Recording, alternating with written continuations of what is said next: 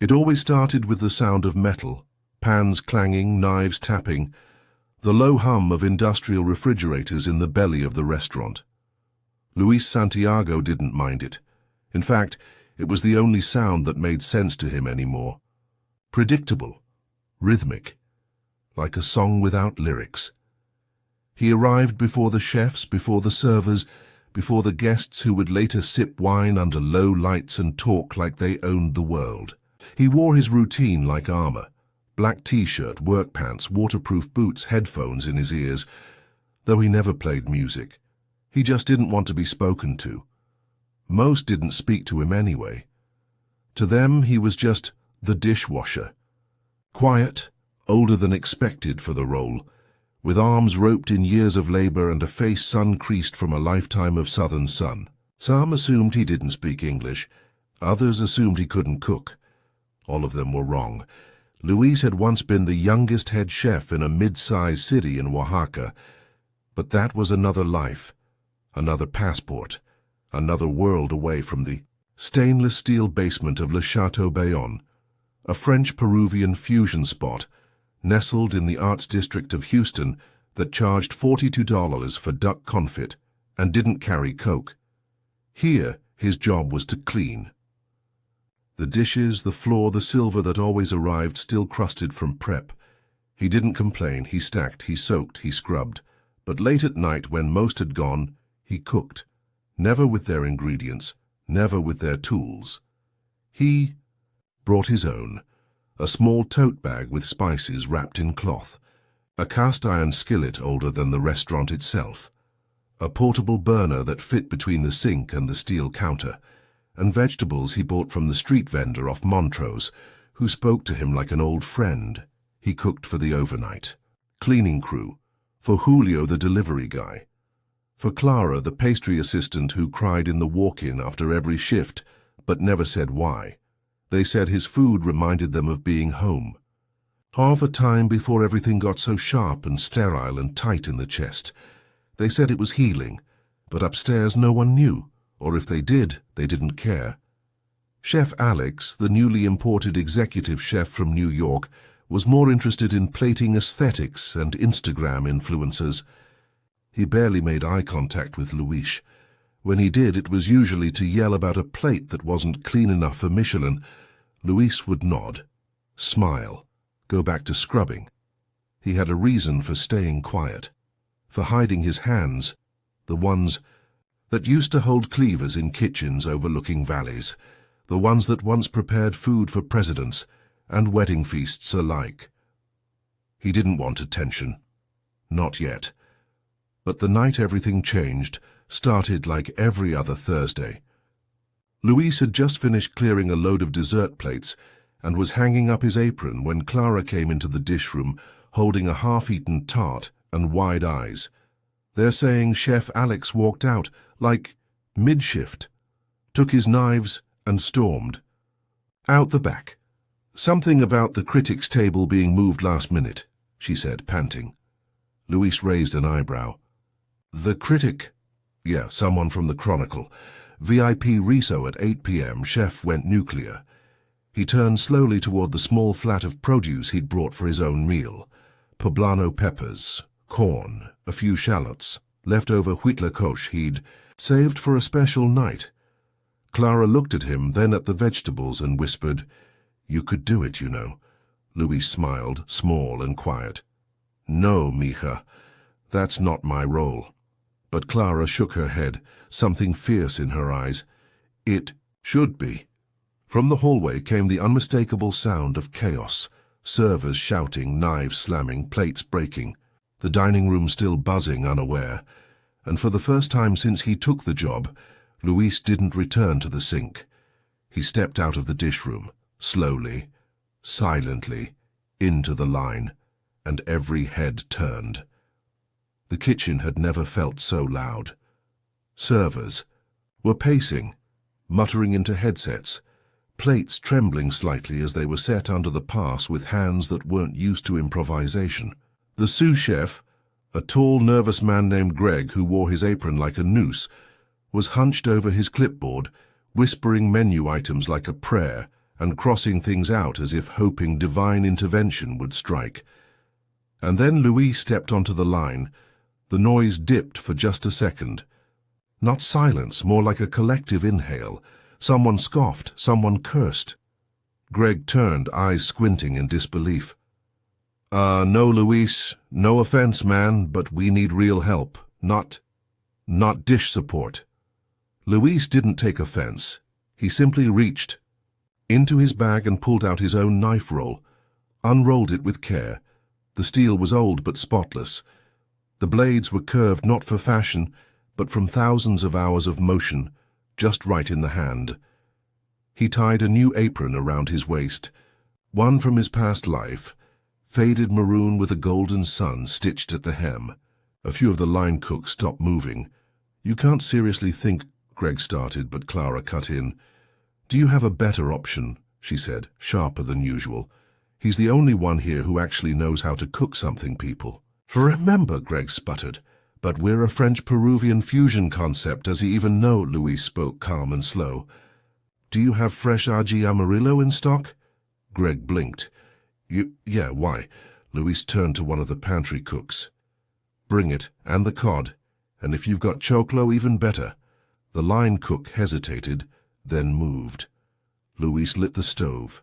There was no time for debate now. The critics' table was seated. 5 courses, a city's worth of reputation riding on the next hour. He worked with precision, but no ego. He didn't yell. He didn't posture. He moved through the space like someone who'd once built a kitchen like this from scratch.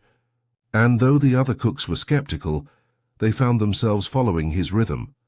"Fire 2 tiradito, 1 deconstructed lomo saltado. Hold the yucca crisp," he called, and the others, out of habit, maybe hope, echoed his call. And then they watched him work. He didn't mimic Chef Alex's presentation. He plated in his own way, sleek, simple, bold. Sauce streaks meant something. Garnish wasn't for show. It was a balance. He took textures from the Peruvian coast and flavors from the Mexican hills and merged them in ways that shouldn't have worked, but did. He reached into his bag again and unwrapped something gently, his own roasted huitlacoche, preserved in oil and lime. He seared it briefly, folding it into a smoky corn puree, and set it under the blackened cod like a foundation of memory. The servers hovered nervously by the pass. Clara stepped in, giving them each a plate. "Table 5. Go." Greg stared at the dishes as they left, then looked at Luis. What even was that? That wasn't on any menu." Luis looked up, face unreadable. "It should have been." 10 minutes passed, then 20. The kitchen waited like it was holding breath underwater. Servers came and went, whispering to each other, glancing back at the line with wide eyes. Then Clara walked back in, holding a linen napkin tight in one hand. She laid it on the counter. On it was a folded piece of paper, handwritten, a short review. Luis didn't touch it. Greg picked it up and read aloud, voice slow. "Unexpected brilliance. Elevates the fusion concept into something deeply personal, cultural and transcendent. One dish nearly brought me to tears. Who is the new chef?" The kitchen froze. Greg looked at Luis again, differently this time. "What the hell, man? Who are you?" Luis just turned off the burner, wiped down his station. "Just the dishwasher," he said softly, and walked back toward the sink. But this time everyone followed him with their eyes. By the next morning, the napkin note was posted on the walk-in freezer door, pinned with a paring knife. Half the kitchen thought it was a joke. The other half weren't laughing. Luis arrived as usual, before sunrise, before the delivery trucks. Exhaled frost into the back alley, before the prep cooks even turned the lights on. But this time something was different.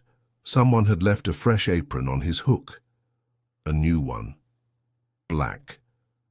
Heavy linen. No restaurant logo, no stains, no name. He stared at it for a long time before reaching up and gently taking it down. That day, Le Chateau Bayonne buzzed like a hive in a thunderstorm. The review snippet was already on foodie blogs. Not a full article yet, just whispers. Mystery chef. Undocumented brilliance. A dish that felt like a memory. Rumors were like fire in a dry forest. But upstairs, in the dining room that was all dark wood and sculpted candles, the front of house, manager Allison was pacing. "Where the hell is Alex?" She snapped at no one in particular. Clara, carrying a tray of espresso cups, passed behind her and muttered, "Gone." "Gone where?" Clara just shrugged. "Probably back to New York, or wherever chefs go when their egos combust." Luis watched. From behind the glass washer. He had no intention of taking Alex's place.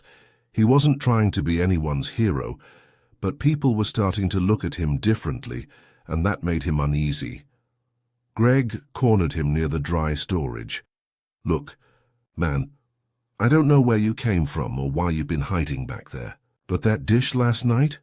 He lowered his voice. "I haven't seen people clean their plates like that in months." Luis said nothing. Greg scratched the back of his head, voice softer. "We could use that again. Just something. Tonight. You wouldn't even have to run the line. Just make something people remember." Luis didn't answer. But later, in the prep fridge, a container appeared. Roasted peppers, marinated in garlic and citrus. Not labeled. Not signed. By dinner, it was part of the nightly amuse-bouche. Guests were asking who made it before they sat down. That night the critic posted the full review. "A ghost in the kitchen, a new voice in Houston's culinary chorus. Someone back there understands food the way a poet understands grief. Give him a name or keep it a secret, but feed us what he's cooking." The restaurant exploded with reservations, phone lines jammed, emails flooded in. Influencers DM'd. The owner, who hadn't been around for weeks, called twice. "Who's the new chef?" he demanded. Allison stumbled over the truth. We don't have one. Yet." Clara found Luis sitting outside on a milk crate, watching the rain puddle in the alley. "Why won't you tell them who you are?" He didn't look at her.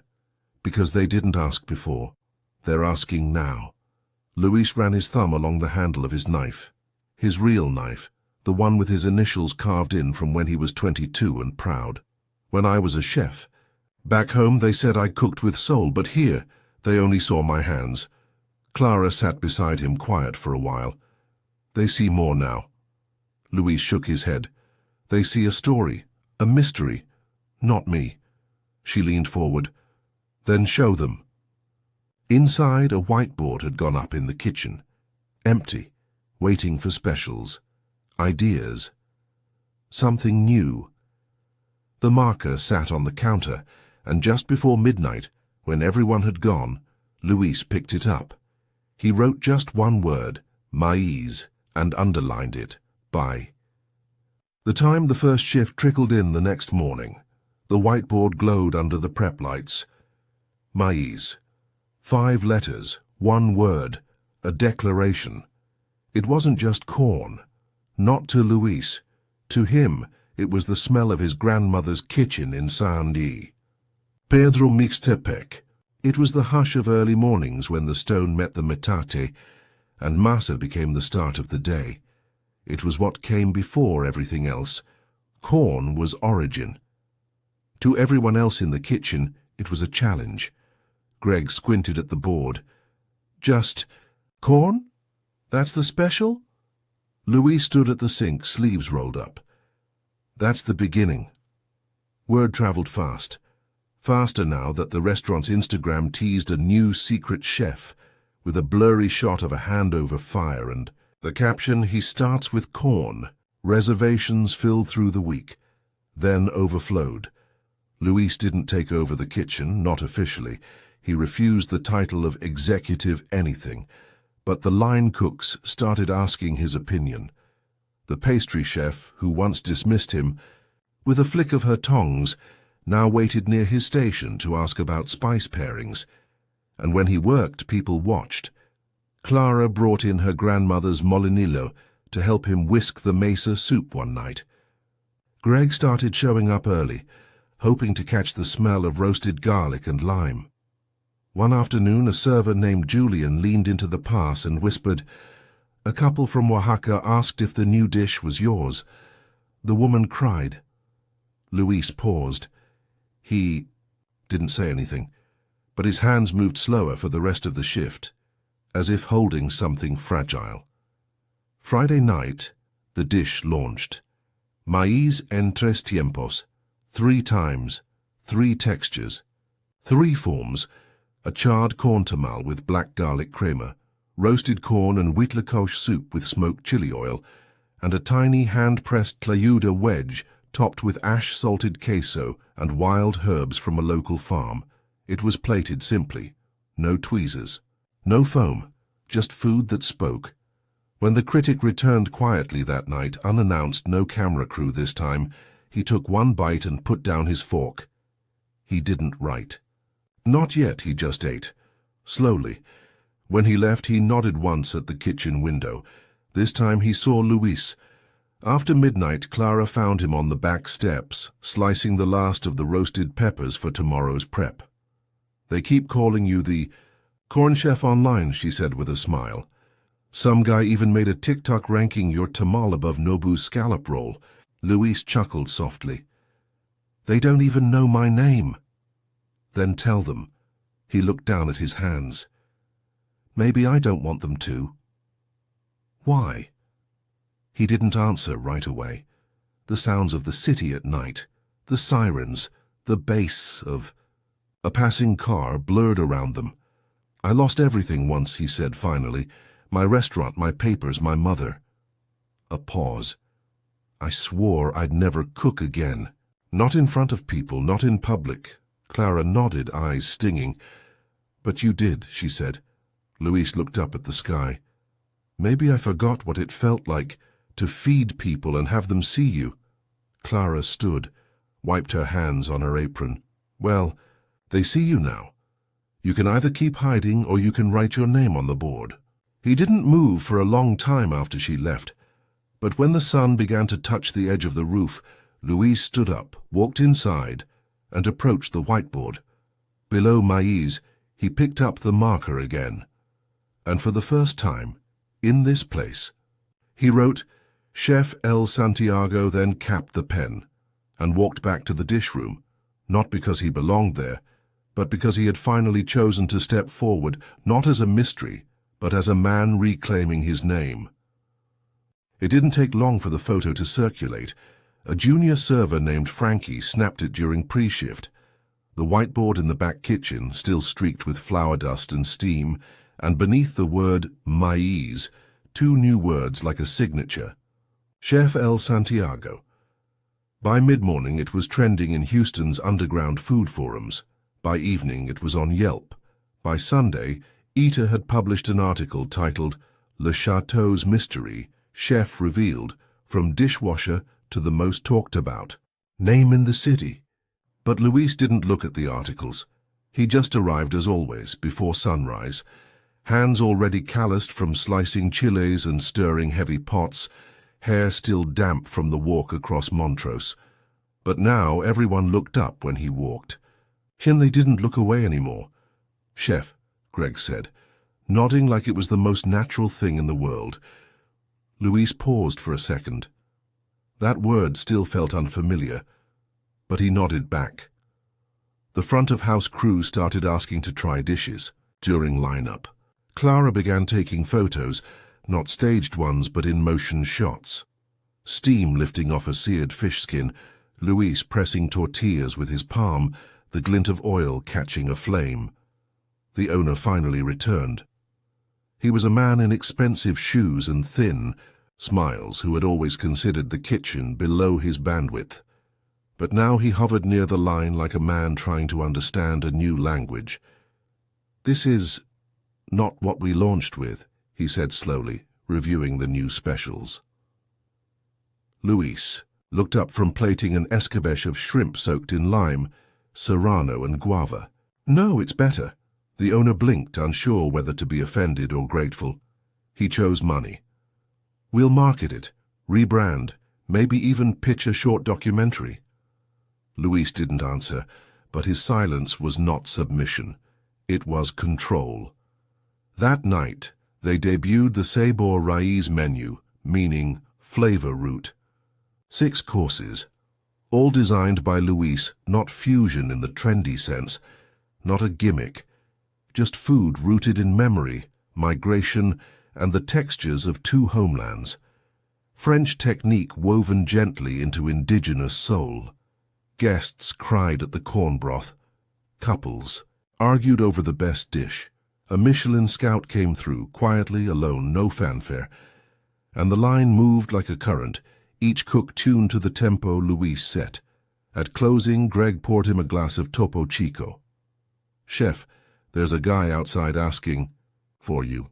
Luis furrowed his brow. "Who?" "Says he's from Oaxaca. Owns a food truck in Spring Branch. Said he knew your restaurant. The old one. Back home." Luis froze. For a moment, something in his chest tightened like a wound being touched. He stepped into the alley. There stood a man in a denim shirt and boots dusted with flour. His eyes were lined with years and sun, but they were kind. "You are Luis Santiago?" he asked. Luis nodded. The man smiled, soft and slow. "I ate at El Fuego Santo Once. You cooked for my daughter's quinceañera in Oro 6. We never forgot that meal." Luis blinked. His hands trembled just slightly. "I thought that part of my life was gone," he said. "No, hermano," the man said. "We've been waiting for you to start again." Inside the kitchen, the servers were toasting Clara with leftover champagne for a birthday none of them knew she had. Music played softly. Someone laughed. Luis looked back toward the door where steam rose from the sink he once stood behind, and forward toward the warmth of his own food still resting on the line. For the first time in years, he stood between where he had been and where he was going, and didn't flinch. By the start of the new month, the word was out.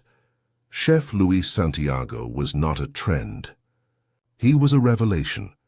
Food bloggers tried to find his old restaurant in Oaxaca, but only found whispers and stories buried under broken links. Culinary schools began referencing Sabor Raiz as an example of heritage-forward innovation. Reservations. At Le Chateau Bayonne were now booked 4 weeks out, with some guests driving in from out of state just to say they'd eaten his corn tamal. Luis, for the most part, stayed the same. He still arrived early, still cleaned his station before he touched a single ingredient, still nodded more than he spoke, still refused to let anyone else wash the pots he used. Flavors stay in the metal, he'd say, rinsing out the pan like a prayer. But around him, everything was changing. One Tuesday afternoon, Clara walked into the kitchen with an envelope in her hands, her face unreadable. "Chef," she said, "this came for you." Luis took it gently. The envelope was cream-colored, thick, with a gold emblem stamped across the front. When he opened it, he stood still for a long moment. "What is it?" she asked. He handed it to her without a word. Clara read aloud, "You are formally invited to present a signature dish at the 14th Annual Culinary Council Summit in Chicago, representing the city of Houston." She looked up. "This is huge." Luis rubbed his thumb against the edge of the counter. "I've never left the state since I got here." "You don't have to go," Clara said. "But you should know. They're asking because people are starting to say your name with reverence." Luis nodded slowly, his breath steady. "It's not about me, it's about the food, about where it came from," Clara smiled. "Then take it there. Let them taste that too." The owner called a meeting the next day, his first face-to-face in weeks. "I want to launch a new campaign," he said, pointing at the mock-up of a sleek poster, "Dishwasher to Chef, the story of Santiago." Luis glanced at the words and shook his head. No. The owner blinked. Excuse me? Luis leaned forward. I didn't rise from anything. I never stopped being who I was. You just started paying attention. The room fell quiet. Clara grinned behind her notebook. I'm not your Cinderella story, Luis continued. This kitchen didn't give me value. It just gave me space. The owner opened his mouth, closed it, then finally nodded. Understood. But the next day, the restaurant's Instagram posted a new image anyway. A dark silhouette of Luis over a stove flame. The words, "Rooted in fire," overlaying the shot. The caption read, "He doesn't want the spotlight, but the food speaks for him. Come taste the roots of something real." That weekend, a woman in a red dress walked into the dining room and sat alone. Julian, the server, approached with a smile. "Welcome to Le Chateau. Can I get you started with a drink?" "I'm here for him," she said, pointing at the kitchen window. "Luis Santiago." Julian blinked. "Do you have a reservation?" "No." She reached into her purse and slid out an old laminated menu. The paper was cracked and sun-bleached, but one name was circled in black ink. Luis's signature. When he emerged from the kitchen to greet her, his hands went to his chest, like he was shielding himself from a blow. "Señora Velázquez," she nodded. "You fed my husband during his last week of life. I came to say thank you. He always said your food tasted like goodbye and home at the same time." Luis closed his eyes. "Would you honor me by cooking for me tonight?" she asked. "Just one plate. Anything you choose." Luis didn't answer with words. He just went back into the kitchen. He didn't pull out a menu. He didn't check what was prepped. Instead, he opened his tote bag, the same one he had brought when he was still unseen, and pulled out 3 ingredients: chayote, guajillo, and dried epazote leaves. He made her a stew his mother used to make when the air was too heavy to speak. Served it with handmade tortillas and a garnish of pickled red onions, soaked in lime and memory. When she finished, she didn't say a word. She just placed her hand over her heart and left. That night, as the staff cleaned the kitchen, Clara turned to Luis and said, "You know, you've started something here." He looked at her, eyebrow raised. "You're not just making food anymore," she said. "You're making testimony." Luis was quiet for a long time, scrubbing a knife clean. Then he said, "Good, because I'm not done telling the story." Luis had never liked airports. Too many voices moving too fast. Announcements garbled through intercoms. The ache in his knees from standing still in lines that never seemed to shorten. Still, there he was, standing at gate B23, with a beat-up duffel bag in one hand and a handwritten recipe notebook in the other. Clara had insisted he take it. "Your grandmother's mole recipe is in there," she said, slipping the notebook into his bag like a sacred object. "That's not just food. That's family." The Culinary Council Summit in Chicago was the biggest stage he'd ever set foot near. Top chefs from across the country. Cameras, critics, ego. And this time, Luis wasn't cooking in a quiet back kitchen with no name on the board. He'd be cooking under lights, with his name printed in bold on the official lineup. Featured chef, Luis Santiago, Houston. TX session, Heritage Through Fire, Ancestral Techniques in Modern Kitchens.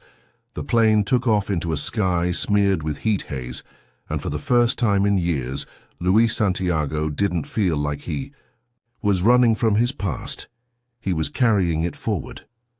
The summit was held inside a converted industrial space on the Chicago River. High ceilings, exposed brick, polished concrete floors that echoed every footstep like applause. There were booths for sous vide machines, stages for live demos, and chefs with knives in belt holsters like weapons drawn for war. Luis wore his same black chef's coat, no name tag, no brand logo. He didn't need one. Clara had insisted on flying out the day after, just in case he needed support. She messaged him photos from Houston every few hours anyway. Julian dropping plates, Greg experimenting with mole fries, even a guest who left a note that read, "Tell Santiago my mother cried." Luis smiled quietly at each one, but barely. Texted back. His head was somewhere else. The fire station was set. 4 burners, 1 grill, a live audience of 75, and a panel of judges seated dead center, including 1 Michelin scout, a regional food historian, and Chef Amélie Roux, the same woman who had once turned him away from a job at her New Orleans kitchen 10 years ago. She didn't recognize him, but he remembered her. The dish he chose wasn't flashy. No foam, no dry ice, no edible glitter or freeze-dried herbs flown in from Peru. He made tamal del silencio, the same dish he cooked that night in Houston when the critic first asked, "Who made this?" This time, he plated it with intention. A base of roasted corn puree infused with bone broth and smoked salt. A tamal filled with huitlacoche, hand-folded in blue corn masa. A topping of crisped shallots and crushed pumpkin seeds. And a drizzle of salsa negra made from his mother's old method. Blistered garlic, charred chilies, brown sugar, vinegar, and thyme. But what made people lean in wasn't the smell. It was the silence. He didn't narrate. He didn't explain. He cooked. His hands told the story. The fold of the husk, the press of the masa, the way he touched fire like it had always been his companion, and when he served it, plate after plate sliding forward with no ceremony, he finally looked up, straight into the crowd, straight at Chef Roux, and said only one sentence. "This is what it tastes like when you are finally allowed to speak." The room was quiet. The kind of quiet that only comes after something sacred. And then came the clapping, soft at first, then louder, rising like heat from the stove the judges tasted. Said nothing at first. Then the Michelin scout, normally stone-faced, let out a single breath and muttered, "Damn." Chef Roux stood up. Her eyes stayed on Luis for a moment longer than necessary. Then she nodded, slowly. It wasn't an apology, but it was something. Backstage, as the applause faded, a young black chef in a grey apron approached him. "Chef Santiago," he said, voice shaking slightly. I started cooking because of the article about you last month. My mum printed it out. She said, 'Look, he was a dishwasher too.'" Luis nodded, warmth rising into his throat. "Don't forget the fire," he said gently. "The hunger. 'Tis nothing without the fire." The young man nodded. "Thank you." As he walked away, Clara's message buzzed on Luis's phone. "We're watching from the bar." Greg cried, "Don't tell him I told you." Luis smiled. That night, Luis sat alone in his hotel room, city lights blinking against the glass. He unwrapped the old notebook, turning the pages carefully. Near the back, in his mother's looping handwriting, was a short phrase underlined twice. "Comer es recordar." To eat is to remember. He closed the book. Tomorrow he would return home. But something had changed. This time, home would be waiting. For him, with the lights on, the kitchen warm, and his name on the board. Houston greeted him with its usual humidity, thick in the lungs, heavy on the skin. But Luis didn't mind it this time. The city felt different now, like it knew him back, like it wasn't just a place he worked in, it was a place that held him. He stepped off the plane with nothing more than his tote bag and the notebook. The pages now folded with care, marked with memories cooked and served. There was no red carpet, no fanfare, just Clara waiting in a borrowed car at the curb, engine idling, eyes wide. "You made the front page," she said before he even opened the door. "Food and Wine, New York Times. They're calling you the quiet flame of Houston." Luis shook his head with a tired smile. "They still think silence means I was waiting for them." Clara grinned. "Well, now they're listening." At Le Chateau Bayonne, the line was tighter than it had ever been. Greg ran the pass with surprising grace, Julian was still dropping ramekins twice a week, but now he laughed when he did. Someone had even painted a mural on the kitchen's back. Well, a spray can silhouette of a man holding a tamal like a torch, his face angled in soft defiance. Luis didn't rush back into the kitchen.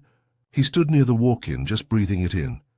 The smell of seared garlic and citrus, the clang of confidence, the rhythm of a team that knew itself. "Chef's table is ready," Clara said behind him. He followed her out front. They had converted the old wine room into a new experience, La Mesa del Origen. 1 table, 8 seats, no printed menu. People didn't come for trends anymore. They came for truth. Each week, Luis cooked from stories, a dish his aunt used to make when her son came home from the army, a dessert that tasted like the first time he saw snow, a broth inspired by a vendor he once passed in silence, too afraid to ask for more. But tonight was different. Tonight's guests weren't celebrities or critics. Tonight the table was filled with the people who had seen him from the beginning: Clara, Greg, Julian, the prep kid who once asked if huit la coche was a kind of cheese, the dishwasher who'd replaced him, who Luis now called compa and treated like a student, not a subordinate.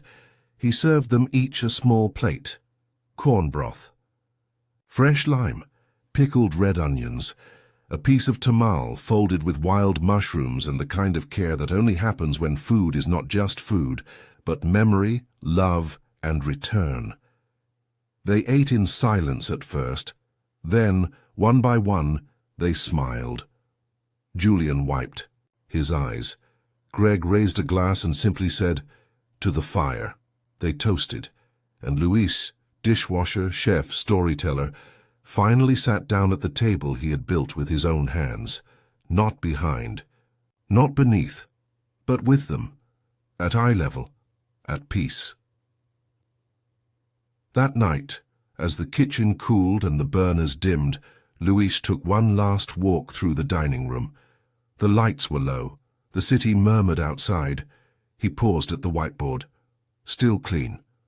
Still waiting. And just before switching off the light, he wrote in clear, slow strokes, "A name is not what you're given. It's what you reclaim." Then he signed it, Chef Luis Santiago. And this time, he didn't walk away. He stood still, letting the silence honor him, letting the fire rest, letting the story end, not in applause, but in belonging.